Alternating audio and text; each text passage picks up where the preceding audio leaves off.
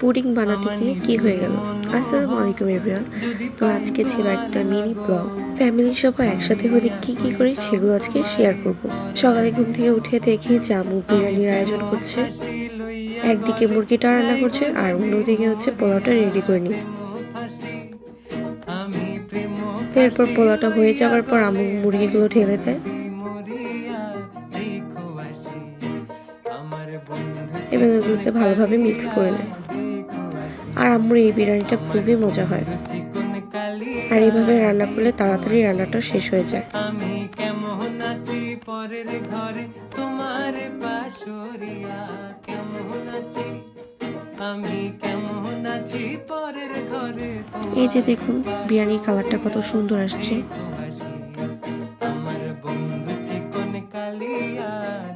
তো এরপর আমরা বিরিয়ানি খেয়ে বিকালের দিকে চলে যাই ফুচকা খেতে।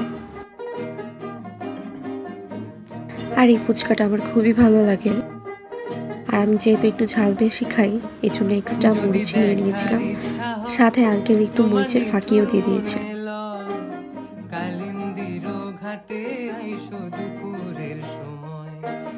আর এটা হচ্ছে আমার ছোট মামার মেয়ে, ওরও ফুচকা অনেক পছন্দ, কিন্তু ও তো আর ঝাল খেতে পারে না।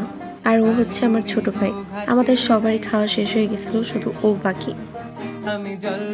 বাইরে যাওয়ার আগে আমি বাসায় পুডিং বানিয়ে গিয়েছিলাম, আর এটা হচ্ছে ডিপে রেখে দিয়েছিলাম যেন তাড়াতাড়ি ঠান্ডা হয়।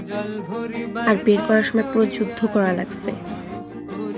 ও তো খুবই খুশি, ও ভাবতেছে যে এটা ওর বার্থডে, তাই হচ্ছে নিজেই কাট করতেছে।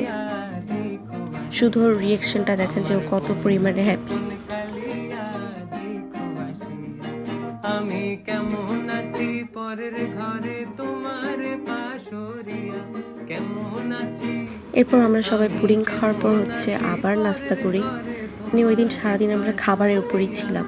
এরপর হচ্ছে আমরা সবাই চা খেলাম। চা না খেলে তো আমাদের হয়ই না। তো এইটুকু ছিল আজকে আমার ব্লগ।